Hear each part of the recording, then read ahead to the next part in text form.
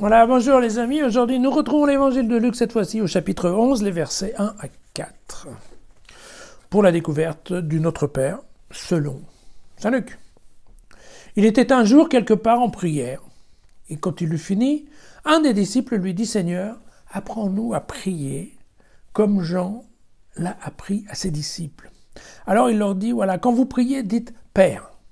Fais connaître à tous qui tu es, fais venir ton règne, donne-nous le pain dont nous avons besoin pour chaque jour.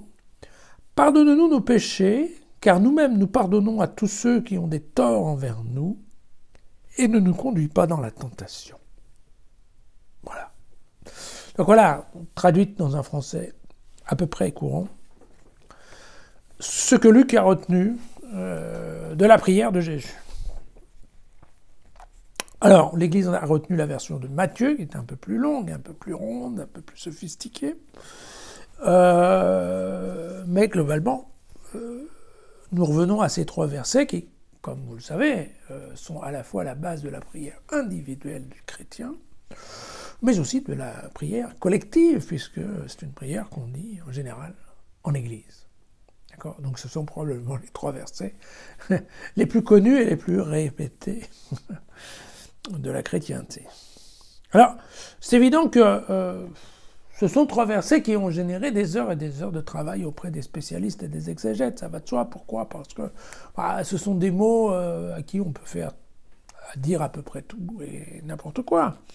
Ce sont des mots qui sont sujets à interprétation, à controverse, à discussion. Vous voyez, que signifie le règne qui doit venir, mais qui doit venir quand, c'est bientôt, c'est quoi?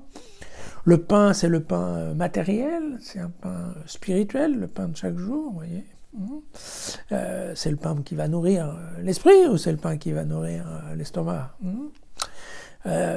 Évidemment, est-ce qu'on pardonne des fautes? Est-ce qu'on pardonne des dettes, comme le dit Matthieu, pour utiliser ces termes juifs?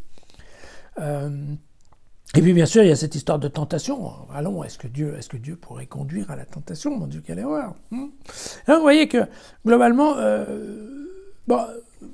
c'est amusant parce que, vous voyez, Luc, c'est facile, Luc, à toutes les fois où il se passe quelque chose d'important dans son évangile, il positionne Jésus en train de prier, et en général de prier tout seul. Voilà. Et puis après, il nous dit, voilà, alors quand on a demandé à Jésus qu'est-ce qu'il faut dire pour prier, Jésus nous a dit ça. Mais il n'a pas dit que c'était la prière de Jésus. C'est-à-dire, il n'a pas dit que c'était la prière que lui-même, Jésus, faisait à son Père. Non, c'est la prière que Jésus nous dit de faire. Alors, je crois qu'on ne va pas rentrer dans le détail de la théologie du texte, les différences avec Matthieu, parce que je crois qu'on a déjà vu ça l'année dernière, je pense. Et parce qu'en fait, je pense qu'il n'y a pas un énorme intérêt à rentrer globalement dans le détail. Je crois que les idées, elles sont claires, c'est faire reconnaître Dieu et son œuvre dans le monde entier. Voilà, c'est logique, c'est la bonté de Dieu, de notre Dieu, dans le sens comment nous, on voit Dieu.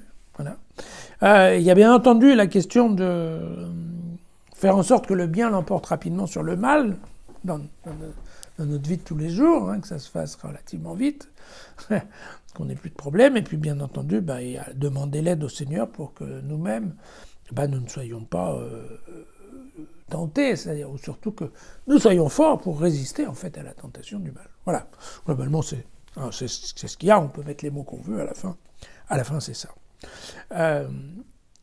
En fait, ce Notre Père d'ailleurs, il constitue la première partie donc d'un passage qui va être plus long que ça, puisqu'on va aller globalement du verset 1 au verset 13.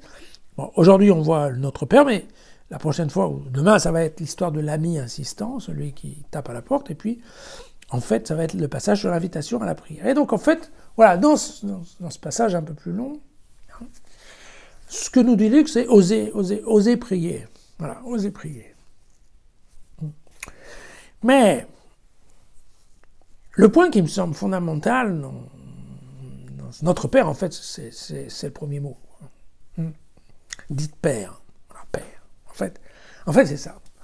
Vous voyez, avant Jésus, globalement, dans la tradition juive, et d'ailleurs dans les autres traditions un peu plus païennes, on pouvait considérer qu'il y ait un Dieu qui soit voilà, le père d'un roi, ou le père d'un autre dieu d'ailleurs, ça il y en a plein, hein, les traditions des dieux grecs.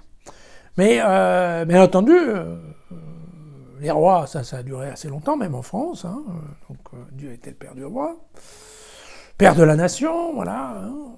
Mais père de l'individu, ça c'est complètement nouveau. Hein. Voilà, ça c'est une nouveauté de l'Évangile. Voilà.